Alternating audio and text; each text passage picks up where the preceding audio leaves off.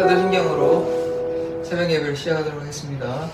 전능하사 천지를 만드신 하나님 아버지를 내가 믿사오며 그 외아들 우리 주 예수 그리스도를 믿사오니 이는 성령으로 잉태하사 동정녀 마리아에게 나시고 본디오 빌라도에게 고난을 받사 십자가에 못 박혀 죽으시고 장사한 지 사흘 만에 죽은 자 가운데서 다시 살아나시며 하늘에 오르사 전능하신 하나님 편한 자 계시다가 저희로서 산 자와 죽은 자를 심판하러 오시리라. 성령을 믿사오며 거룩한 공예와 성도가 서로 통한 것과 죄를 사하여 주신 것과 몸이 다시 사는 것과 영원히 사는 것을 믿사옵나이다. 아멘. 찬송가 542장입니다. 구주 예수 의지함이 찬송하시겠습니다.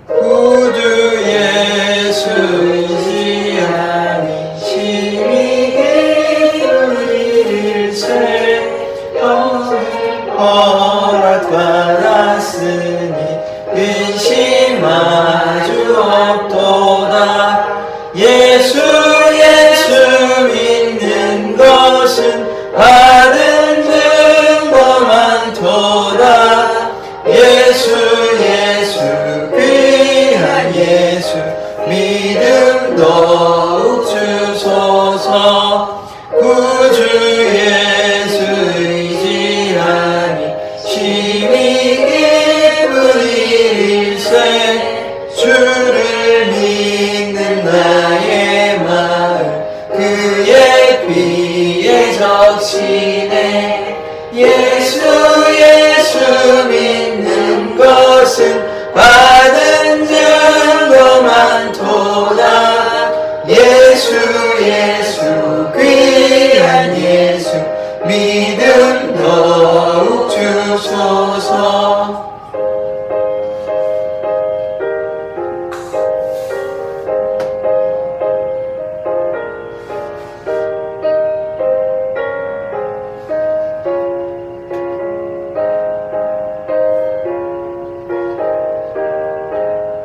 구주 예수 의지하여 죄악 벗어버리네.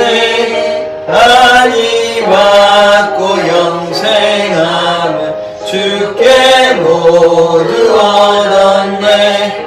예수 믿는 것은 받은 증거 많도다.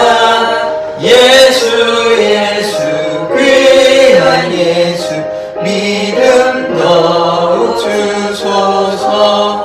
구주 예수 의지하여 구원을 얻었네.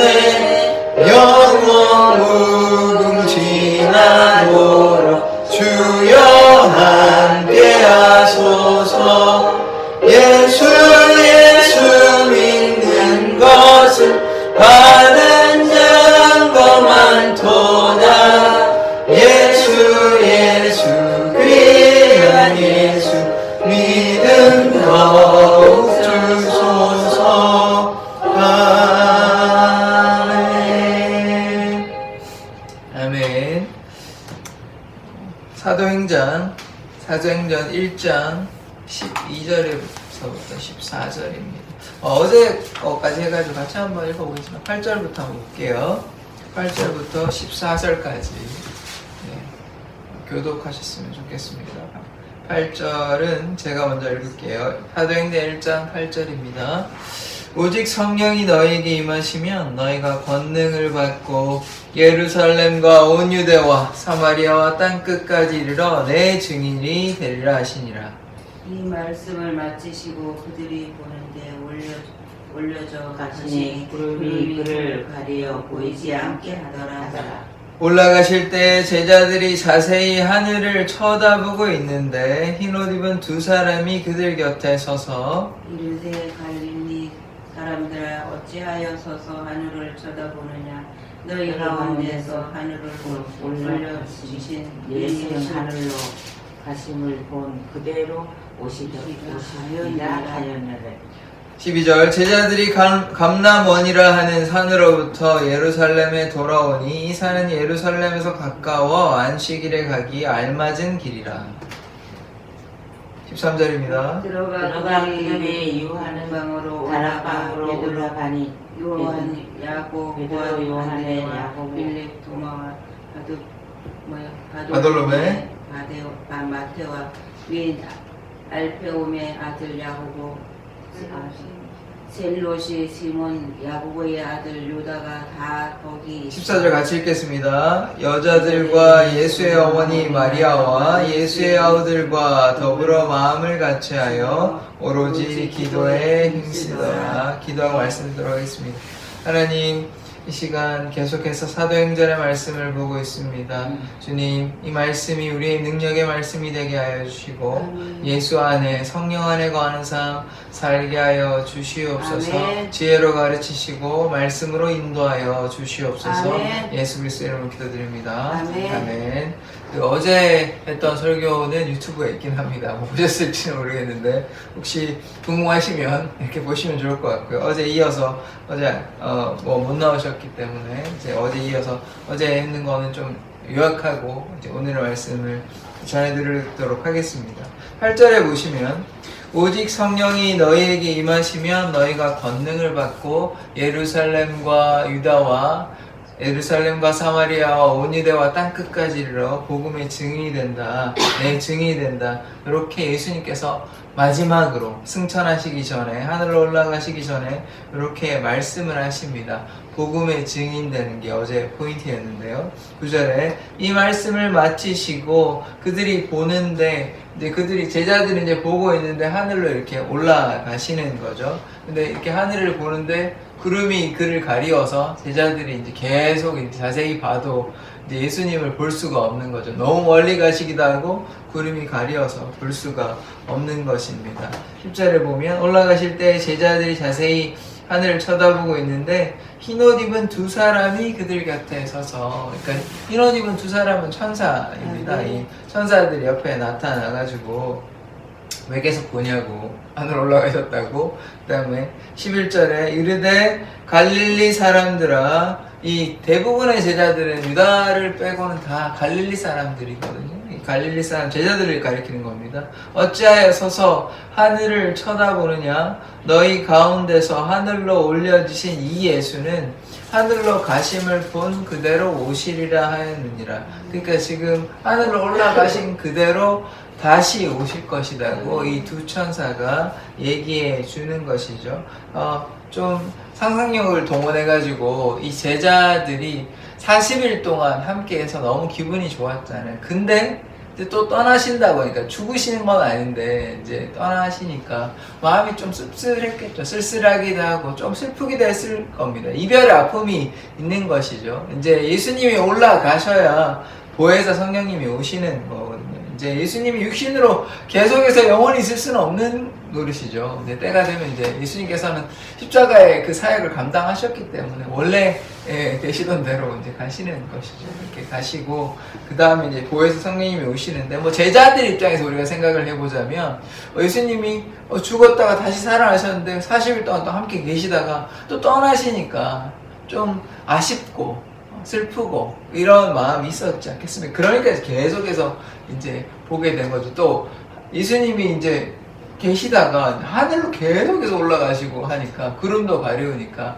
좀 이제 정말 떠나나 보다 이렇게 좀 생각을 했을 겁니다. 그래서 물론 당연히 제자들이 이제 부활하신 예수님을 만났기 때문에 예수님이 정말로 그리스도시고 하나님의 아들이란 그 믿음에 대한 확신은 있었지만 또 이렇게 하늘로 올라가실 줄은 생각을 아마 그렇게 못했을 겁니다. 그래서 이제 뭐 물론 말씀은 하셨지만 아버지께로 돌아가야 된다고 이렇게 예수님께서 말씀을 하셨지만 이렇게 돌아갈 때 막상 그것이 현실이 되고 이랬을 때 제자들이 조금 어안이 벙벙했겠죠. 놀랬겠죠. 그래서 그 다음에 이제 말씀이 이제 오늘의 말씀인데요. 그래서 어제의 말씀은 이제 복음의 증인이 되어야 된다. 예루살렘과 사마리아가 이제 북쪽의 수도거든요. 이제 아시겠지만 이스라엘이 남북으로 이제 나뉘어졌습니다. 북이스라엘, 남유다. 북이스라엘 수도가 사마리아고요. 남유다의 수도가 예루살렘입니다. 이제 예루살렘만 수도가 아니라 이제 나누어졌거든요. 그래서 예루살렘과 그 다음에 사마리아와 온 유대와 땅끝까지 해서 복음의 증인, 실제로 이렇게 복음의 증인이 되었지 않습니까? 예루살렘으로서 퍼져가지고 지금 땅끝까지 사도들이 모든 곳에 다 전달하지 못했지만 그들이 살아있는 동안 뭐 도마 같은 경우 인도까지 갔다는 그런 이야기도 있고, 이래서 주위에 또 예루살렘뿐만 아니라 이스라엘뿐만 아니라 주위의 나라, 또 더 넓은 나라까지 그렇게 이 말씀대로, 이 명령대로 순종했던 사도들의 모습, 사도가 예수님의 직접적인 제자라고 말씀을 드렸습니다. 그 제자들이 직접적으로 나가서 복음을 증거하고 한 명을 빼고 다 순교했습니다. 사랑하는 그 요한 빼고, 애제자 예수님의 제자 요한 빼고는, 요한은 유배됐어요, 관모서는. 그래서 나중에 이제 요한계시록을 쓰게 되는데 그 제자 빼고는 다 순교당했습니다. 그래서 그런 삶을 살았고요. 이제 오늘의 말씀을 보면 12절에 보시면 제자들이 감람원이라 하는 산으로부터 예루살렘에 돌아오니, 그러니까 지금 예수님하고 제자들이 만났던, 그리고 예수님께서 떠났던 장소가 뭐냐면 감람원이라는, 감람산, 우리 뭐 목사님들이 감람산 이렇게 또 부르시긴 하는데, 이 감람이 뭐냐, 감람나무, 올리브나무입니다. 올리브나무. 그러니까 올리브나무인데요. 그 산으로부터 예루살렘으로 돌아왔다고 얘기하죠. 그러니까 지금 감람산에 갔다가 이제 예루살렘으로 돌아오는 겁니다. 그러면 왜 이 산에 갔냐고 이제 설명하는 게, 예루살렘에서 가깝다라고 얘기해요. 가까워. 안식일에 가기 알맞은 길이라. 그다음 지금은 뭐 안식일을 지키지는 않습니다. 뭐 토요일날 예배를 하지는 않죠. 뭐 토요일날 예배 온누리교회는 뭐 그렇게 얘기하고 어떻게 하지만, 어쨌든 지금은 주일을, 주님의 부활을 물론 영적인 의미의 안식일은 있지만 토요일날 예배하지는 않죠. 그래서 이제 주일날 예배하는데, 이 당시만 해도 안식일을 지켰잖아요. 그래서 안식일을 지키기 위해서 감람원에서 이제 가까우니까 감람산에 갔다가 이제 예루살렘으로 이제 돌아오는 것입니다. 가까운 길이었다라고 볼 수가 있는 것이죠. 13절에 들어가 그들이 유하는 다락방으로 올라가니, 이제 돌아와서 어디를 갔냐 하면 다락방에 갔다고 얘기합니다. 근데 여기 보시면 마가라는 말이 없어요. 그러니까 이게 저도 이제 찾아봤는데, 이게 마가의 다락방인가 아닌가 찾아봤는데 아닌 것 같아요. 그러니까 명확하게 뭔지 알 수 있는 건 없어요. 그러니까 추정하긴 한데, 뭐 누구는 마가의 다락방이라 하는데 이것 때문에 마가의 다락방이라고 불리긴 합니다. 그러나 확실하게 알 수는 없습니다. 어쨌든 다락방이라는 건 맞아요.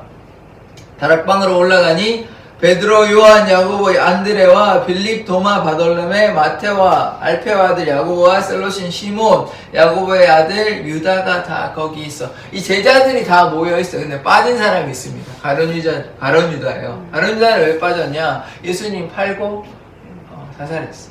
그래서 이제 사람이 없는 거죠. 그래서 이게 이 뒤에 나오는 또 말씀에 나오거든, 유다에 관한 내용이. 그래서 유다는 빠져 있습니다. 그래서 이 제자들이 이제 11제자인 거죠. 그러니까 12제자에서 이제 나중에 또 제자를 마띠아라고 택하긴 하는데, 그래서 11제자가 어디에 모였냐면 다락방에 지금 모여있는 상태입니다. 14절 여자들과 예수의 어머니 마리아와 예수의 아우들과 더불어 마음을 같이, 여기 잘 보시면 여자들이 있었어요. 그러니까 제자들이 다 남자였잖아요. 물론 뭐 여자로 따라다니는 사람들도 있었지만 뭐 성경에 딱 제자라고 부르진 않았죠. 그래서 따라다니는 여자들이 있었습니다. 그래서 여자들, 그러니까 그 마리아라 불리는 사람, 뭐 그때 그 막달라 마리아하고 또 마리아하고 뭐 다른 여자들이 있었어요. 그 십자가에 달려 돌아가시는 것도 보고 여자들이 있었고, 그 다음에 그 뒤에 중요한 부분이 있는데, 뭐 다 중요하지만 예수의 가족들이 있었다는 거. 예수의 어머니와 아우들. 그러니까 이게 포인트가 이따가 또 말씀드리지만, 그리고 이 사람들이 뭐 했냐면 더불어 마음을 같이하여 오로지 뭐 했냐면 기도에 힘쓰니라. 이게 오늘의 말씀의 이제 핵심인데, 이 사람들이 감람원에서 다시 돌아와서 뭐 했냐면 다락방에서 모여서 기도했습니다. 그러니까 다른 말로 예배하고 기도했기 때문에 어떻게 됐냐면 성령의 역사가 뭐 그날 당장 40일 승천하신 날에 나타나신 건 아니지만 10일이 지난 후 오순절에 함께, 그래서 오늘 당장 기도했다고 오늘 문제가 바로 해결되는 것이 아니죠. 기다려야 될 하나님의 때가 있는 것입니다. 하나님의 때가 되니까 10일이 지난 후 뭐 41일이 돼서도 안 됐고 42일이 돼서도 안 됐고 45일이 돼서도 안 됐고 49일이 돼서도 안 됐습니다. 50일이 되니까 오순절에 성령께서 역사하시는 거죠. 우리의 삶도 마찬가지입니다. 하나님의 때가 있는 것이에요. 우리가 원한다고 오늘 이 문제를 반드시 해결해 주십시오 한다고 꼭 되는 건 아닙니다. 하나님의 때가 있는 것이죠. 그러니까 우리가 하나님께 순종할 때 하나님의 그때 우리의 문제를 해결해 주시는 것입니다.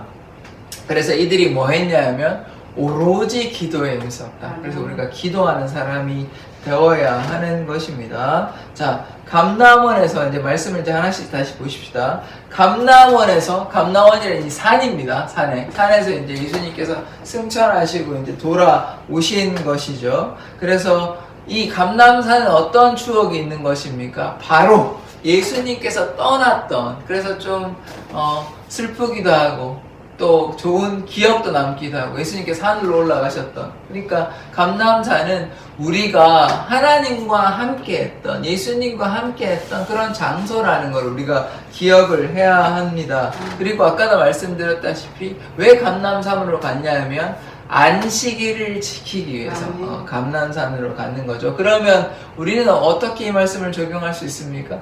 예배를 지키기 위해서 멀리 가지 말고 가까운 곳에서 예배 드리고, 혹시 멀리 가시면 또 그 위에 가서 예배 드려도 됩니다만은 항상 예배의 자리에 머물러야 한다는 거 우리는 기억을 해야 하는 것이죠.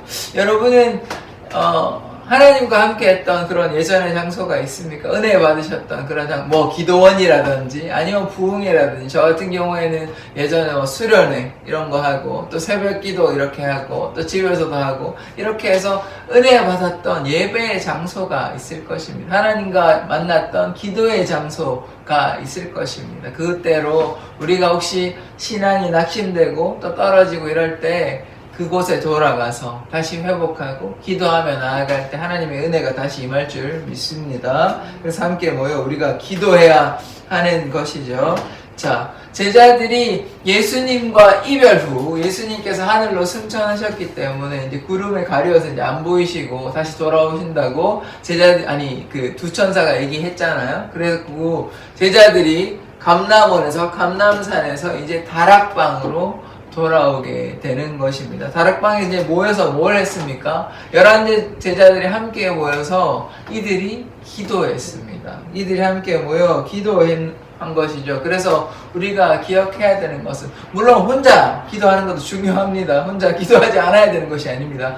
혼자도 기도하되 함께 모여서 두세 사람이 모인 곳에 함께, 하나님께서 함께 하신다, 예수님께서 함께 하신다 하셨거든요. 그래서 우리가 이렇게 함께 모여 기도하고 예배해야 된다는 걸 우리가 생각해야 됩니다. 함께 모여 기도할 때 하나님께서 반드시 역사하는 것입니다. 그래서 모이기를 패하지 말고 모이기를 힘써서 하나님의 은혜와 사랑을 구하며 기도해야 할 것입니다. 그런데 그 뒤에 말씀을 보면 예수의 제자들 뿐만 아니라 여자들이 있었다는 거죠. 또 누가 있습니까? 예수의 아우들이 있었죠. 예수의 어머니 마리아가 있었습니다. 마리아는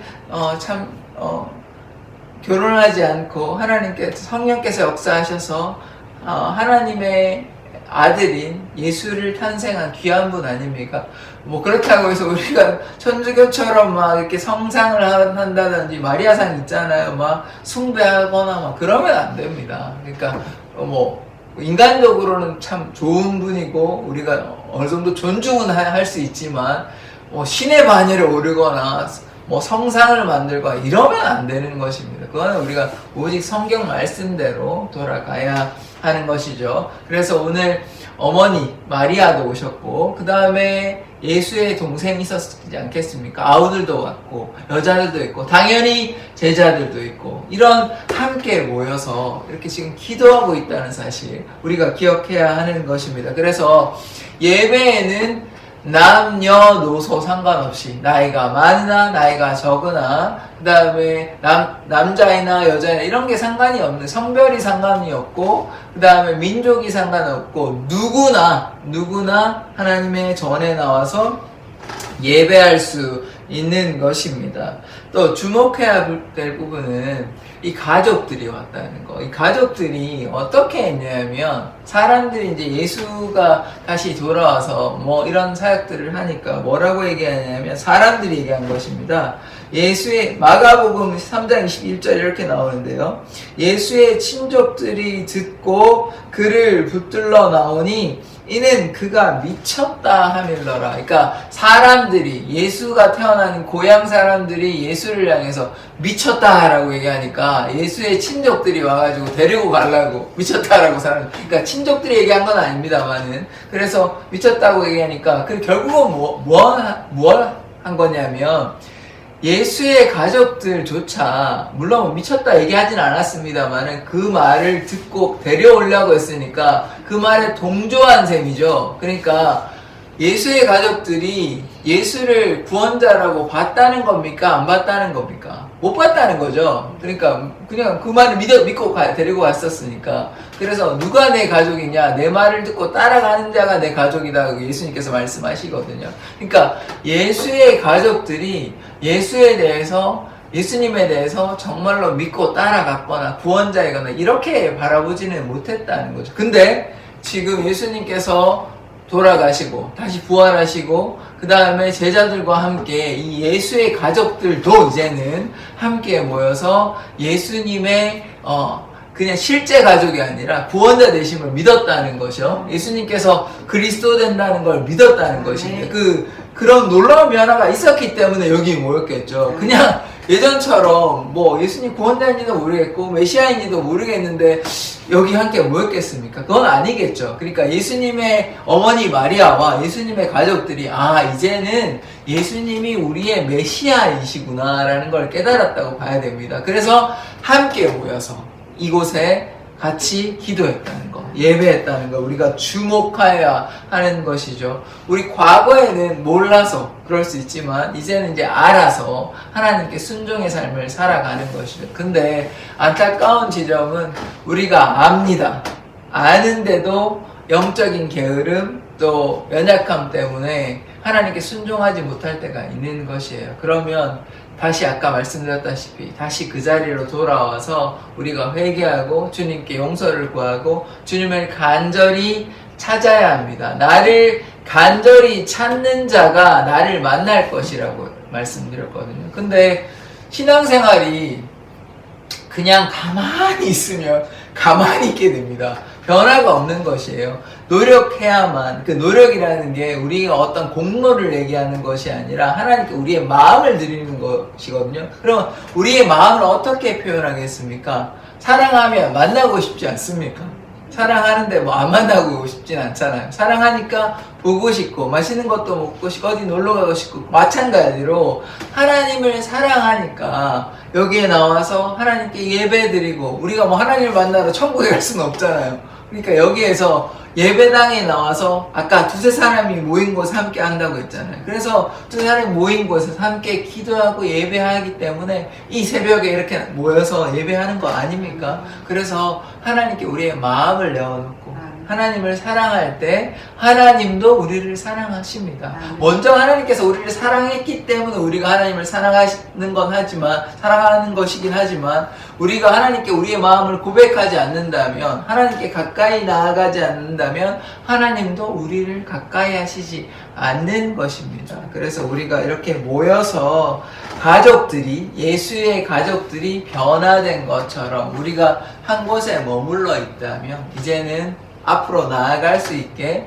이렇게 기도하시고 예배하시고 말씀을 묵상하시고 할 때 하나님의 능력이 임합니다. 이제 1장에 언젠가 뒤에 이제 나오는 장면이 있는데 성령께서 역사하시는 것이죠. 그러면 우리의 삶에 변화가 있는 것입니다. 예수의 가족들이 변화되었고 도망갔던 예수의 제자들이 이제 도망자가 아니라 예수 그리스도를 부인하는 사람들이 아니라 예수 그리스도를 위해서 순교했던 것처럼 그들의 삶이 완전히 변화가 되듯이 우리의 삶에도 변화가 있습니다. 그것을 위해서 뭐 해야 됩니까? 오늘 말씀에 오로지 기도에 힘쓰니라. 그러니까 하나님의 역사가 나타나려면 뭐 해야 됩니까?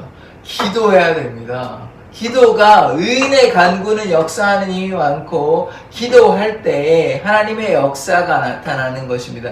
이들이 함께 모여서 기도하지 않았다면 바로 이렇게 오순절에 성령의 역사가 나타나지는 않았을 겁니다. 그 이후에 나타났겠죠. 그게 또 모여서 기도해서 이렇게 됐다면 더 늦춰졌겠죠. 그래서 이들이 모여서 오로지 기도에 10일 동안 오로지 기도에 힘쓰니까 그 기도의 분량이 쌓여서 하나님의 그때 오순절에 성령의 역사가 나타나는 것입니다. 그래서 우리가 함께 모여서 예배드리고 기도하는 그런 우리들의 모습이 되기를 소망합니다. 기도하겠습니다.